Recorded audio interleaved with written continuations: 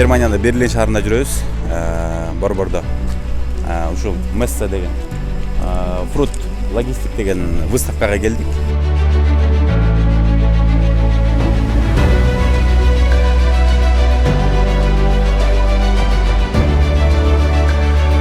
Кудай буйрса ушундай коробкаларды да коюп эле деп атабыз.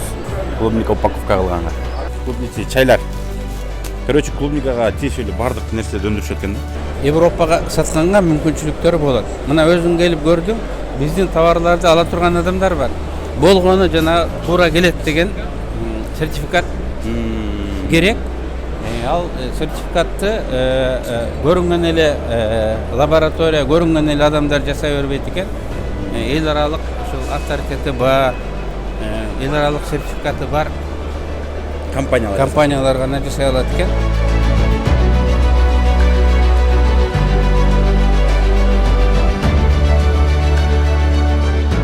Голландиянын клубникасы экен. Каралачы. Жумадил байке, сизден интервью алып койсок болобу? Эмне кылып жүрөсүз Германияда? Мына бул жөн келген жокту. Мунун мээси мындай башкача иштей баштады. Айттым го сразу идея келди. Иштей баштады. Идея келген ошол. Эми бул туйт. Анда мен жанагы туйт, анан дагы туудурат. Бул кийин ондай айтпай бекер айткан жок. Ягодный ассоциациянын төрагасы болуп азыр тилек экөөбүз кыдырып жүрөбүз. Мына Жумадил байке дагы бир эртең выставкага барабыз. Бүгүн ушу базарды кыдырып жүрөбүз. Кандай? Ягодный ассоцияга керектүү нерселерди таап алдың? Сонун эми албетте биякта биз көрүп атпайбызбы, бул өзүнчө эле культ болуп калган да биякчы.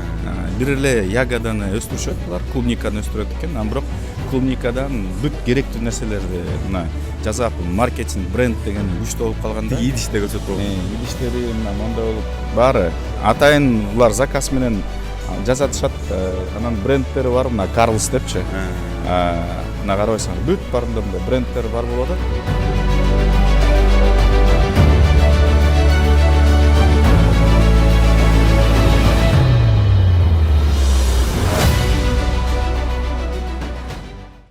Салам алейкум достор, дыйкандар. Биз Германияда Берлин шаарында жүрөбүз. Борбордо ушул Месса деген фрут логистик деген выставкага келдик. Бизден Ягодный ассоциациясынын төрагасы Тилек Токтогазиев, Жумадил Эгембердиев шоро компаниясынын ошол үчөөбүз келдик. Да Нуржан деген бир бала келди. Эмне себептен биз бул выставкага келдик? Себеби дегенде бул жакта жаңы чыгып аткан оборудованияларды, жаңы көчөттөрдү, жалпы эле ушул айыл чарба тармагында кандай Европада өзгөрүүлөр болуп атат, кандай жакшы продукциялар чыгып атат, ошолорду көрөйлү деп келип мына азыр кирип баратабыз. Месса Берлиндик. 3 күндөн бери ушул жердебиз. Бүгүн акыркы күн. Мен акырын видеолорду топтогонбуз. Аягына чейин көргүлө. Бизден азыр кирип кандай оборудованиялар бар экенин, кандай продукциялар бар экенин баарысын көрсөтүп беребиз. Биздин каналга катталып, дайыма биз менен кабар алып тургула. Буйруса эртең Польшага барабыз, анан Италияга барабыз. Болсо да мен Турцияга дагы барам. Дайыма биз менен болуп бирге болула. Кызыктуу, жакшы маалыматтарды беребиз. Жүргүлө анда.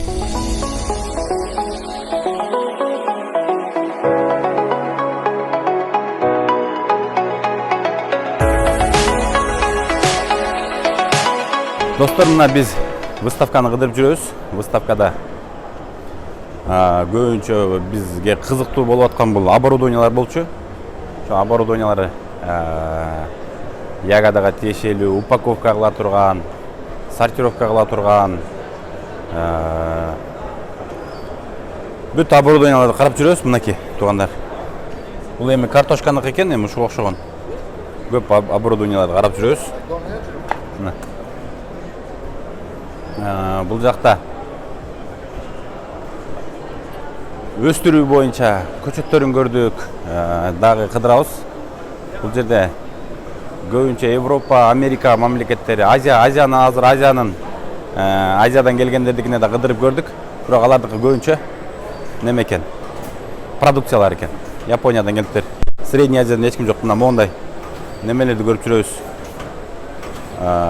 Коробкаларды Мына Кудай буйрса ушундай коробкаларды да коёюл деп атабыз. Мына клубника упаковка кылганга. Бул жакта бүт современный экен. Ящиктерди дагы балдарыбыз ар кимибиздин машинага кагып отурбай моундайларды да койсокпу деп пландап атабыз. Ушундай туугандар. Мына коробка упаковка кылгандары. Бүт.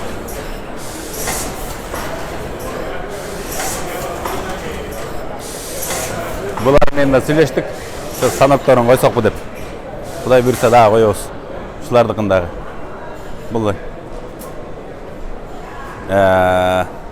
Голландиянын компаниясы экен.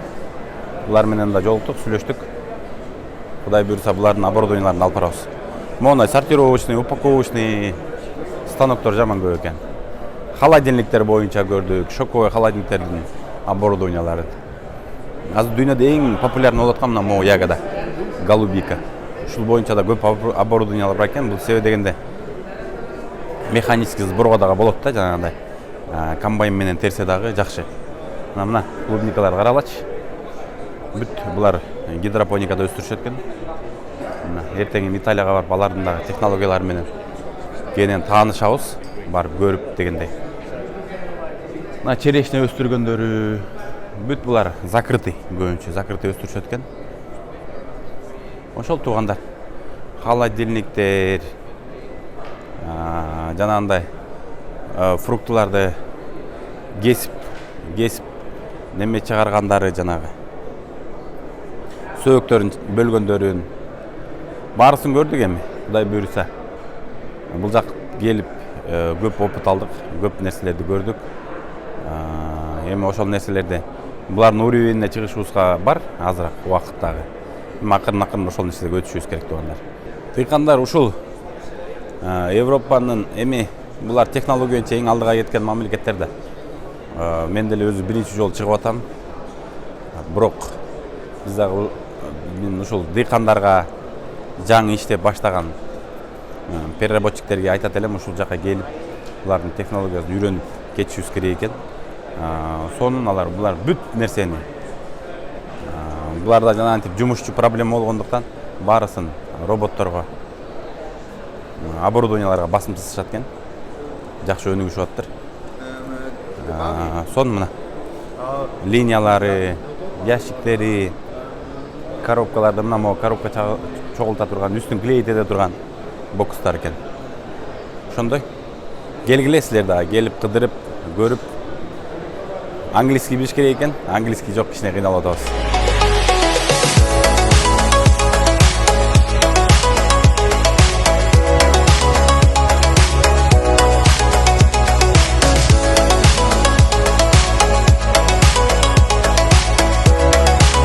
Бүгүн биз Германияда выставкада жүрөбүз. Өмүрбек Чиркешевич биз менен кошулуп бүгүн кыргыз делегациясындагы коштоп жүрөт.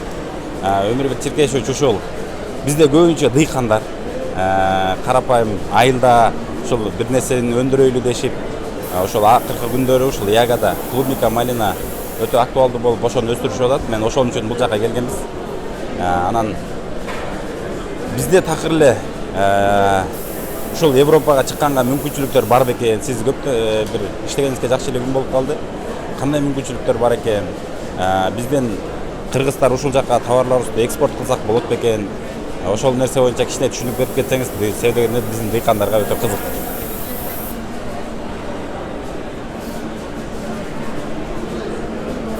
Биздин жаштар чет өлкөгө чыгып айыл чарбасында иштешет. Анан мен бир нече жыл мурун Түштүк Кореяга барсам, талаада кыргыздар тытынып иштеп атышат. Анан карап туруп, ушундай иштесеңер Кыргызстанда ал жерден деле мындай өнүкпөйт беле десем, алар бир чындыкты айтты да, биз Кыргызстанда деле иштемекпиз дейт. Бизге ошол кожоюн айлык акыны гарантиялап бере албайт дейт. Аны кожоюн чыгарганын сата албайт. Бизде азыр айыл чарбасына кредит бериш керек деп айтабыз. Эгерде рынок жок болсо, ба рентабелдүү болбосо, кредит келбейт. Берген кредит жайылып жок болот. Ошондуктан биз мамлекет биринчи кезекте ишкерлер рынок ачышыбыз керек. Товарыбыз чуулдап кетип турса, бул жаңы жумуш орундары ачылат. Элдер мындай бакубат жашайт. Сыртка акчабыз кетпейт. Өзүбүз иштеп тапкан акча Кыргызстандын ичинде калат. Өзүбүздүн дыйкандарга берилет.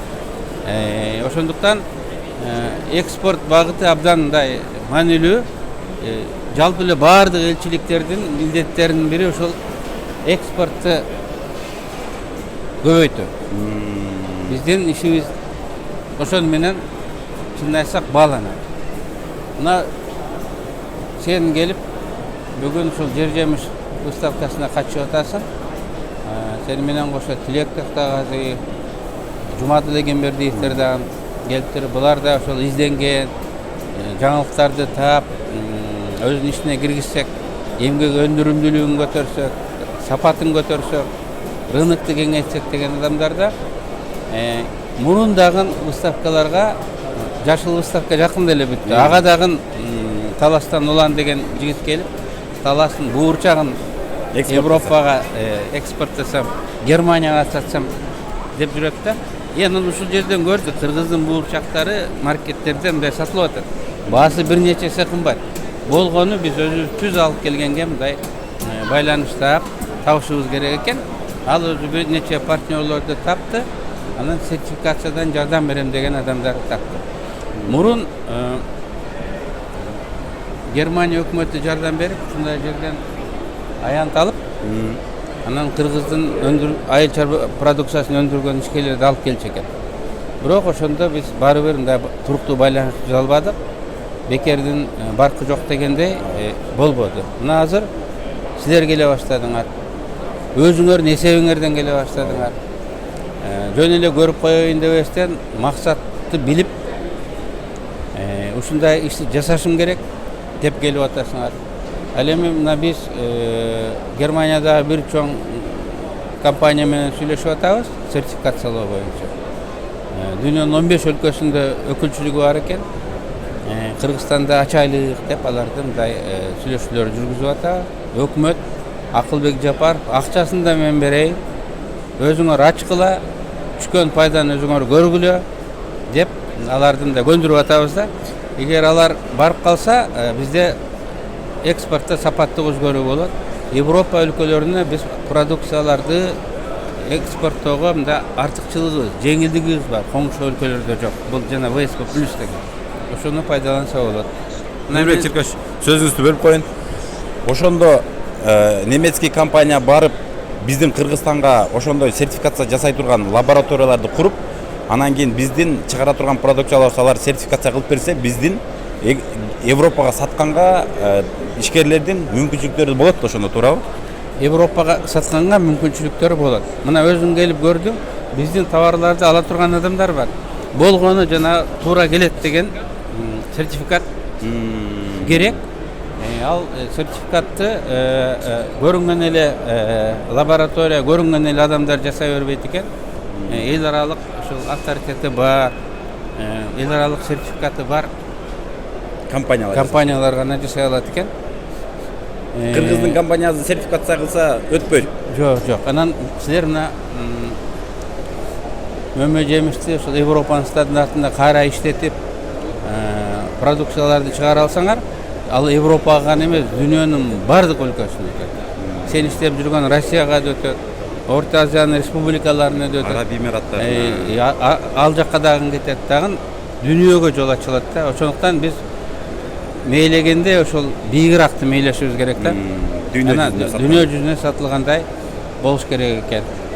Мына мен мурун келгендер болгон, азыр силер келе баштадыңар, сапаттуу өзгөрүү бар. Анткени силердин өзүңөрдүн эсебиңерден келип атасыңар. Уже эмнени экспорттой турган максатты билип келип атасыңар да. Мына сен Кыргызстанда эң чоң экспортер экенсиң, Россияга клубниканы 5000 тонна жылына сатат экенсиң. Мына бул жактан көрдүң, аны башка иштетип, ар кандай түрдө сатса болот. Варенье түрүндө сатса да болот, вино түрүндө сатса да, порошок түрүндө да сатса болот экен. Чайга чыгара турган, чайга кошо турган чай түрүндө сатса болот экен. Түрдүү жолдорун мындай билдим. Мен ойлойм, мына сен ишиңди мен уктум. 2-3 күндөн бери чогуу жүрүп, Кыргызстандын чоң проблемасы бул эмгек өндүрүмдүүлүгү. Бизге мөмө жемиштердин жаңы сорттору керек, мал жандардын жаңы породалары керек. Ошол эле 1 гектар жер менен, ошол эле 1 тонна тиги чөп менен тиги мурункуга караганда көбүрөөк продукция алышыбыз керек да. Бизде баары түштүктө айткандай пачкиленип кеткен да, мындай. Пачкиленип, ооба. Сапаты түшүп кеткен. Ооба, көчөттөн көчөт алып бергенде дагы качество түшүп кетет экен. Ошол да. Мына азыр сен көчөт издеп атасың. Көчөт издеп жүрөбүз. Көчөт издеп атасың. Бул кичинекей 1 гектар жерден дыйкан көбүрөөк пайда тапсын деп атасың. Кайра иштетсең, сыртка жөн эле тиги кам продукцияны эмес, бышырып баасы көтөрүү үчүн мынакей кошумча Өлбек сизге ушундай да биздики. Мына азыр могул жерде как раз көрсөтүп атат. Биздин малиналарды тоңдурган, монтип жууган линиялар. Биз ушундайлар керек болуп атат. Могу туннельный шоковый заморозка деген ушул да булар. Ушундай компаниялар именно бизге кызык болуп атканда, мына могундай тоңдурушуп, ушулар дүйнө жүзүнө сатышат. Рахмат. Немесе бизде азыр ишкерлер бул жака келип, ушул оборудованияларды алып кетсекпи деп, анан ушул немецкий компания менен договорлорду кылса, сиздер элчилик тараптан колдон келишинче жардамдарды берет экенсиздер. Сөзсүз жардам беребиз. Анан жардамдан дагы биз жана сертификацияга мындай жол ачып берсек, сиздерге адистерди, компанияларды таап, мындай жөнөткөндө мындай аракет кылабыз. Эгер лабораторияны Кыргызстанга алып барып алсак, биздин көп товарларыбыз, айыл чарба эмес, өндүрүш товарларыбыз дагы Европага келгенге мындай жол ачылат. Бул бүгүн Кыргыз экономикасындагы ушул негизги багыт. Бул экспортту көбөйтүү, жол ачуу, анан эмгек өндүрүмдүүлүгүн көбөйтүү. Мына ошол ишти өкмөт кыла турган ишти сага окшогон жеке ишкерлер баштап, акырындап ар кандай дүйнөнүн региондоруна мындай жол ачып атат. Ал эми өкмөт жардам гана бериш керек. Бизге жакшы шарт түзүп берсе эле болду, биз өзүбүз кыла беребиз ишти. Рахмат. Өмүрбек сизге ден соолукта болуңуз.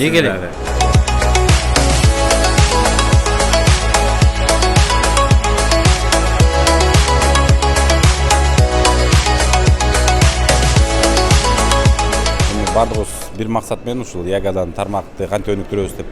Ошол боюнча да Тилекке 1-2 ооз сөз берейин. Бул дыйкандар Тилек уже 3 күндөн бери ошол выставкада жүрөбүз. Ушул ягада тармагына болгон кандай көз караштар, мындай көз караштар өзгөрдү, эмне кылыш керек экен? Мындай кененирээк дыйкандарга кайсы тармактарда жылдырсак болот экен, мисалы?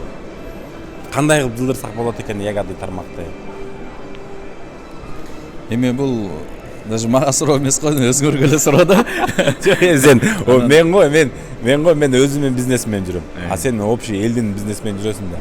Эми албетте ушундай технологияларды алып келмейинче Кыргызстанга, мындай өнүккөн технологияларды. Бул өстүрүү жагынан дагы, кийин мисалы үчүн эмени түшүмдү терген жагынан дагы, андан тышкары кайра иштетип, анан ошону дагы упаковка кылып саткан жактарынан дагы ошол жагынан бүт жаңы технологияларды алып келиш керек да. Ошондо биз жаңы технологиялар болгондо биз жаңы рыноктарга чыксак болот, чоң базарларга чыксак болот, анан баасын да кымбатыраак кылып сатсак болот. Ошол максат. Дыйканга эки эле нерсе керек. Биринчиси түшүмү көп болуш керек. Анан экинчиси акчасы кымбат сатып алгандай, саткандай болуш керек да. Болду. Ошо экөөнүн анын кирешеси турат да.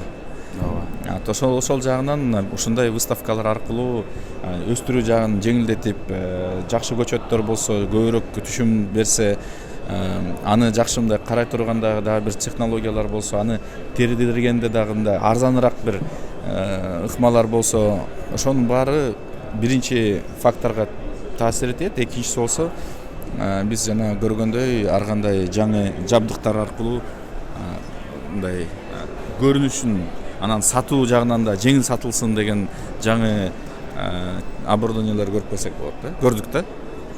Мындай ушу Бишкекке барганда ушу Ягодин тармакта ушул тармакта биринчи ушул нерсесин биринчи өзгөртүш керек экен деген мындай баса белгилей турган бир ой болдубу могу жерде мисалы.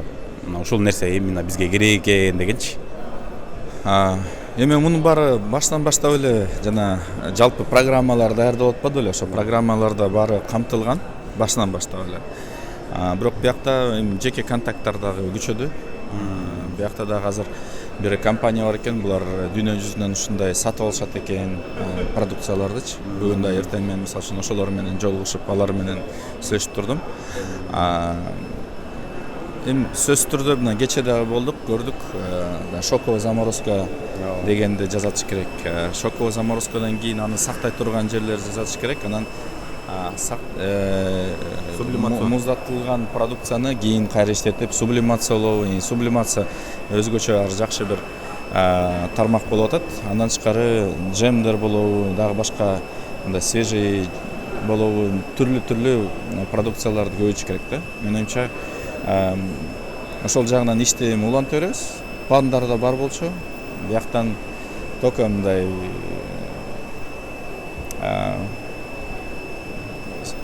көбүнчө жаңы дагы бир нерселерди көрүп, жаңы бир оборудование эмне болот анткени күнүгө бир нерсе өзгөрүлүп атат. Мына биякта жана көргөнбүз, роботтор турат да.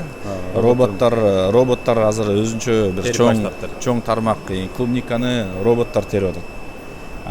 Ооба азыр жай экен, ооба азыр кымбат экен. Бирок бара-бара 10 жылдан кийин болобу, 5 жылдан кийин болобу, бул тармакта аябай өнүгөт. Анан рынокто дагы өзгөрүшү мүмкүн да. Ошол үчүн биз деле мындай ооба айлык башка өлкөлөр менен салыштырмалуу арзан болуп атат, жумуш эмеси, айлыгычы, акысы. Бирок бара-бара буларда дагы роботизация болот, бияка көп инвестициялар, акча салынат. Андан кийин биз эң арзан иштеген дыйкан ошол жумушчу дагы бара-бара мүмкүн бияктагыларга караганда кымбат болуп калат да. Өздүк баасы кымбаттап кетиши мүмкүн. Ошол үчүн биз алдыңкы технологиялар менен ушинтип жылда келип таанышып турушубуз керек да. Эми Тилек, рахмат. Немеси болгону азыр 2 күндөн бери кыдырып жүрөбүз. Мынау башка мамлекеттерден мисалы кече күнү Казакстандыкы менен сүйлөштүк. Аларда субсидия деген программа бар экен, көчөттөр боюнча жеңилдетилген.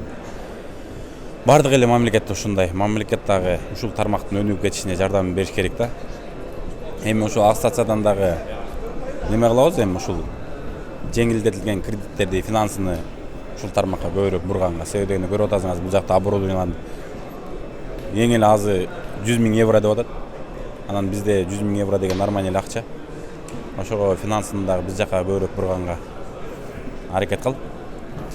Эми албетте ал жагынан биз программа технологиялык модернизация программабыз бар. Ошо жаңы каржы инструменттерди сунуштоо болуп атат да. Биякта технологияны алып келиш үчүн сөзсүз түрдө каржы маселесин да чечип бериш керек да. Эми биякта менин оюмча ишкерлер дагы бул жака көп көңүл буруп баштайт. Азыр кийинки жылдары бул тармакты аябай мындай өнүктүрө тургандай кылышыбыз керек. Популярный бар ушул жака мындай акча сала тургандай. Бирок өтө маанилүү, бизде дагы чоң жоопкерчилик ушул тармакты жаңы коюп аткандыктан биякта дагы баарын туура жолго салып кетиш керек. Эгерде мындай кыска мөөнөттөгү ой жүгүртсөк, анда кийин бир жайылып уже туура эмес модель жайылып кетсе, кийин да чоң проблемалар болуп калышы мүмкүн да. Ошол үчүн бизде артыкчылыгыбыз да ошондой болот. Азырынча мындай аябай чоң масштабта дүйнөлүк мондай деңгээлде өнүгө элек. Бирок башынан баштап муну туура салып кетсек болот го дейм да. Анан көп учурларда мен мындай кайрылгым келет. Көп учурларда мен байкайм, дыйкандарыбыз жалпы эле элибиз деле мындай арзанга качат да. Бирок биз арзан деп атканда бир сатып алгандыкын карабай, биз арзан деп атканда 5 жылга, 10 жылга алынала карасак, кээ бир учурларда ооба кээ бир нерсе азыр кымбат, мындай 1 жылга санаганда. Бирок 5 жылга санаганда кымбат нерсе арзаныраак болуп калышы мүмкүн да. качествосы качествосы жакшы болгон үчүн кийин дагы аны кайра оңдоп түзөп эметкенден көрө бир жолу мындай жакшы жасаш керек да. Ошол үчүн бул например көчөттөргө деле тиешелүү болот туурабы? Мындай жакшы көчөттөрдү алып келиш керек сөзсүз түрдө. Ооба арзандап деле алсаң болот, бирок ал кайра эле урожайность жагынан сен калганын баарын ошондой эле убакыт кетиресиң. Карайсың, сугарасың, жумушчу киргизесиң, бирок калган расходтордун баары ошондой эле, бирок кирешең, түшүмдүүлүгүң там 2 эсе аз болуп калышы мүмкүн. Туура, неме? Бизде ассоциация ушул поездканы уюштурду. Эми ассоциация болгондо бизден Жумайдыл Эгембердиев келди, байкебиз. Анан мен келдим. Нуржан деген бала келди, Тилек өзү келди. Дагы эми кийинки жылдардан уюштурабыз, бирок баардык эле дыйкандарга биз маалымат бердик, YouTube каналдан дагы, өзүбүздүн каналдарыбыздан баарысына.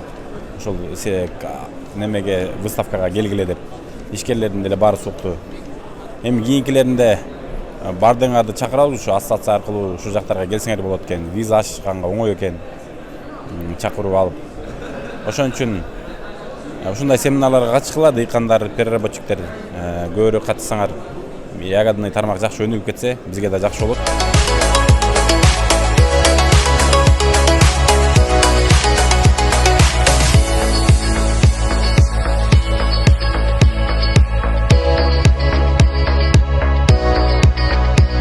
Голландиянын боксунда жүрөбүз.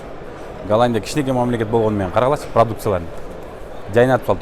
Бир өзүнчө булар бренд экен да. Помидор, перец, бардык продукциялар бар экен. Укмуш вообще. Бир боксту полный ушлар элип алыптыр. Азия деген боксуна барсак, ал жерде көбүнчө Кытай, Япония аз келиптир ал жактан.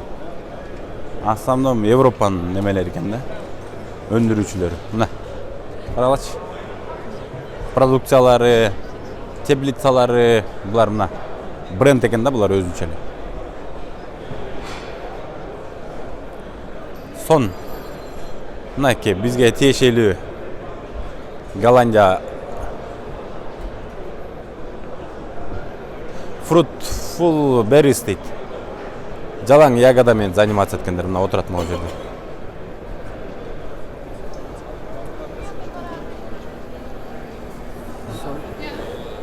So sorry. Мына ягодалар. Малина, клубника. Бирок булардыкы кичине даамы жок болот да.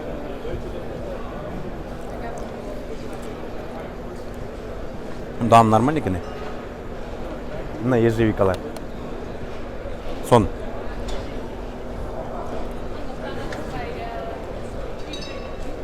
Ежевикасына даамы жакшы экен.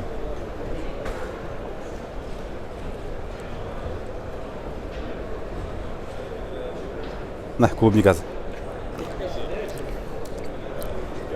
Клубникасында даамы сон экен.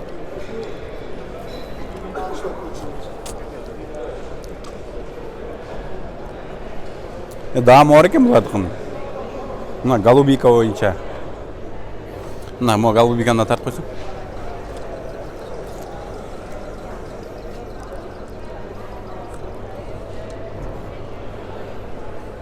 Вообще мощный.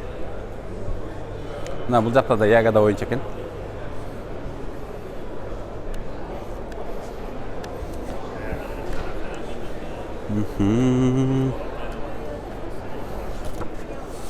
Голландия бул Европада эң, мындайча айтканда, европейцтер да ошол Голландиянын технологиясына неме кылышат да. Булар эң кыйын кылгандар да булар. Мына карагылачы. Мына могу жерде дагы.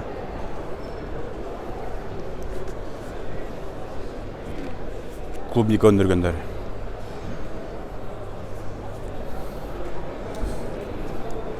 Тилектер дагы бул жакта жүрүптүр. Тилектер дагы. Жез болот бекен? Азыр неме да? Ставка жабылып атат десеңиз, жазбай коюп коюп бардыгы.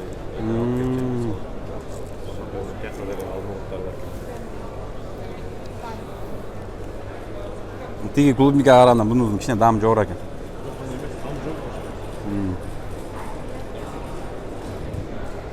Ежевика жакшы экен. Мына кызыл карагат. Туугандар. Бул дагы бизде азыр жаңы сорттор чыгып атат. Жана Равада деген сорт бизде тигилип атат.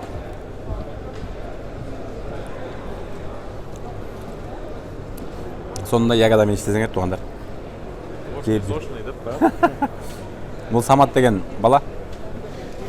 Бул дагы Германияның местный деп. кайсы жерде жашайт деген? Гамбургда жашайт экен. Биздин подписчик экен, бул жака келип алып биз менен кыдырып жүрөт 3 күндөн бери. Кандай экен? Ягодный бизнес. Соны уже баштан атпаймын сразу. Сотиңме сразу гектарлап баштайлы отабыз. Ана.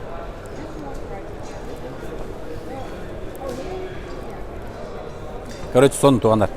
Бир жакшы продукция көрдүк, келсеңер көрсөтөйүн.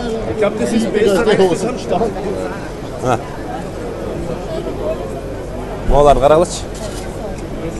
Сонун ичинде клубника, малина, киви барысы бар экен. Смузи. Мына могу жакты тартсаң. Булар салаттарды мондай кылып жасап коюптур. Свежий салаттар.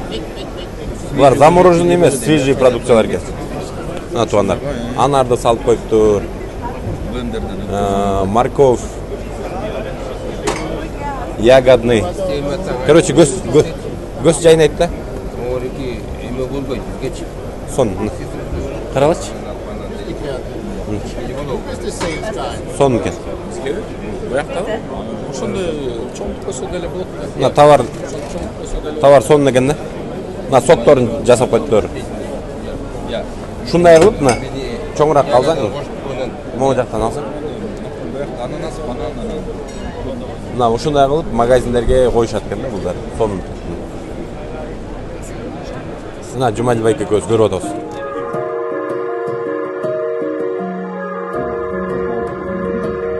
Биз Германияда жүрөбүз, Берлинде. Мынакей. Карлс деген клубника өндүргөн хозяйство экен. Мондай магазини бар экен. Магазин супермаркет сыяктуу чоң экен да. Клубника боюнча бардык продукциялар бар экен. Мынакей. Мондар сувенир сыяктуу. Мондай табактар да бар экен. Чайниктер бар экен. Короче, клубникага тиешелүү бардык нерселер бар экен. Мына. Бул жакта дагы көрсөңөр көрсөтөлү. Мына. Клубничный чайлар. Мынакей. Мондай чайлар бар экен клубниканын. Короче, клубникага тиешелүү бардык нерселерди өндүрүшөт экен да. Биз дагы алып алдык. Эмне экенин көрдүңөрбү? Вино экен, вино. Биз жанагы майдаланып калган клубникаларды может виного кетиребизби деп болжоп атам. Вареньяларын жеп көрдүк, вареньялар да даамдуу экен, джемдери биздикиндей эмес, башкача экен. Ошо кызык, жакшы экен. Мына мондай чупа-чупстар жасайт экен. Мондай мармелад сыяктуу бирдемелер жасашат экен. Короче, клубникага тиешелүү бардык нерселерди даярдашат экен да. Мына чайларын келсеңер көрсөтөбүз. Мына чайлардын түрү. Тилек сен эмнени алдың? Мына Тилек да жүрөт, закуп кылып. Чай. Чайлар. Булар өтө эле чайлар. Жумадил байке да жүрөт, ардем алыпчы. Да. Ну, думаю, 50 грамм, наверное. Наверное, одна это 1 грамм, наверное. Жумадил байке, сизден интервью алып койсок болобу? Эмне кылып жүрөсүз Германияда? Бул жерде 100 жылдан ашкан клубника өстүрүп, ошондон азыр мына чоң бренд жасап, азыр небереси ошону башкарып аткан экен.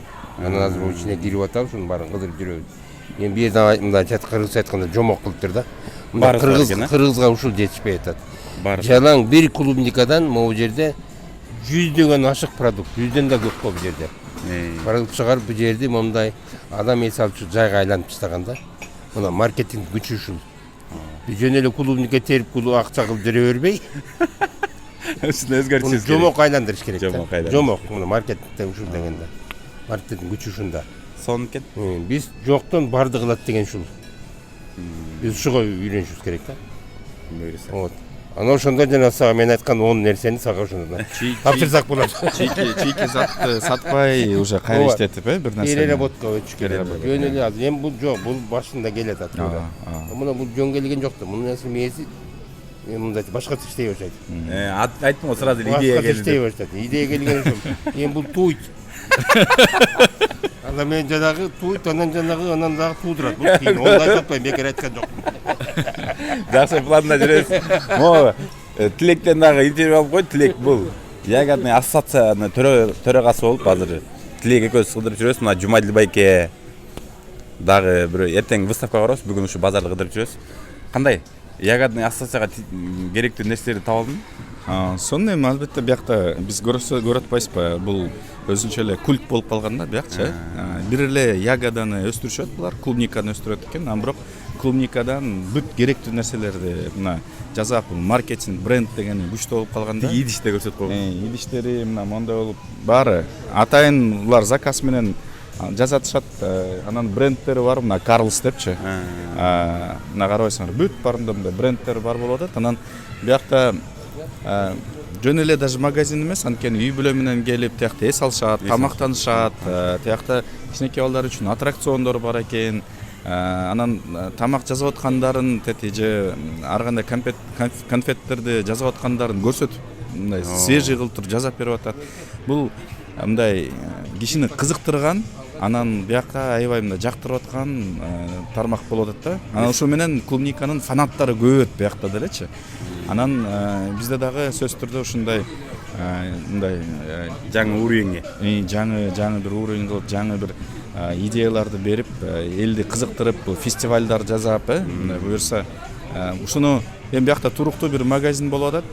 Жок дегенде бир фестивалдардан баштайбыз буюрса, жайында жасап, элди кызыктырып, андан кийин болсо бара-бара ушундай дагы бизден магазиндер болуп калат. Рахмат. Мына туугандар, биз азыр бул башталышы дагы көп жерлерди кыдырабыз. Эртең выставкадан дагы маалыматтарды беребиз. Бирок чынында могу жер укмуш экен. Азыр көрүп атасыңар, виносу, вареньеси, идиштери, мондай жана кухняда колдонгон нерселерине чейин бүт мына жүрсөңөр көрсөтөм. Айке. Мына туугандар карагылачы. Моулар да клубничный, бүт клубникага тиешелүү да. Бүт идиштерди клубникадан алып, сувенирлерди, подароктарды бул жерден алсаңар болот экен, клубникага тиешелүү. Мына. Могу эмне экен? Бу да клубника, короче. Бүт клубникага тиешелүү да. Сон дагы маалыматтарды берип турабыз туугандар. Мынагы магазиндин эле жанында айылдык дүкөн деген экен, бул өзүнчө мындай. Жанагы бүт айылдан жасалган продукцияларды мондай. Карасаңар. Сон. Могу чайниктерди карагыла. Клубника. Сон чайниктер. Барысы ушундай экен да. Мына вареньялар коюп коюптур. Мына могу жагын карасаңар, жүр. Мурунку эски машиналар. Мына могу жерде клубникадан печеньялар бар экен. Короче, мондай кухонный нерселер. Бүт барысы бар экен да, короче. Печенье окшойт да бул дагы. Бул варенье экен. Варенье бар экен. Бул дагы эмне чай окшойт. Мына кыдырып жүрөбүз. Көрүп. Мына кофе экен.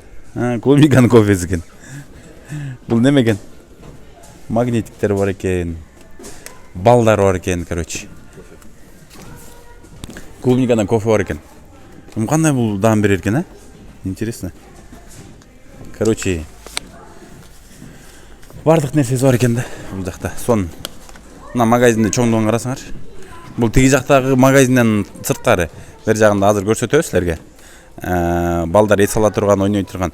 Булар, короче, шаардан келип бул жерден кафесинде тамактанышып, ойношуп, аттракциондор бар экен. Азыр азыр аттракциондорду көрсөтөбүз. Урматтуу туугандар, биз азыр Карлс деген компанияда жүрөбүз. Бул Берлиндин жанында экен. Анан бул компания 1921-жылы уюшулуптур, негизделиптир. Анан азыр болсо ошол негизделүүчүнүн небереси ишке киргизип баарын башкача жаңы бир ыкма менен иштетип атыптыр да. Бул жөн эле ага чейин булар клубниканы өстүрүп, анан клубниканы башка бир переработчиктерге эле тапшырчу экен. Азыр болсо булар өзүнчө эле клубникадан бренд жасап, брендти түзүп, мондай мына карасаңар, буякта кичинекей балдар менен ошол Берлинде жашагандар келип, эс алып, мындай аттракциондорго түшүп, горкадан түшүп, тиякта магазин, биз азыр магазинге кирип чыктык. Буякта болсо мондай болгон аттракцион тракторлордон жасалган вагончик сыяктуу аттракциондор бар экен. Анан жайында дагы, кышында дагы ушинтип иштейт экен. Буякта болсо келип эс алып, үй бүлө менен эс ала тургандай жай жасап коюшуптур. Баарыңар карасаңар, буякта эч кандай мондай люкс эч нерсе жок. Баары эски бир материалдардан, эски мына жыгачтардан эле жасалып, бирок өзүнчө сонун бир атмосфера болуптур да. Ичинде булар ушул клубниканын негизги бир продукт катары кылган үчүн буякта бүт товарларды, бренд чай, бал, джемдер, варенье, дагы ар кандай кийимдер, посудалар, ошонун бүт барын клубникага байлаштырып коюшуптур. Анан ушул боюнча бияка кишилер келип эс алып, бияк сыртта дагы мондай аттракциондор, анын ичинде дагы аттракциондор бар экен. Ичинде барып дагы тамактанса болот экен, ресторан бар экен. Вот ушундай бул жакшы жагы, жөн эле бир чийки затты сатпай, жөн эле кара жумушту жасабай, Германияда буга бир өзүнчө маркетингти кошуп, брендингти кошуп, тыйындар үчүн күрөшпөй, буякта мындай евролор үчүн миллиондогон евролорду таба турган ишканаларды азыр көрүп атабыз.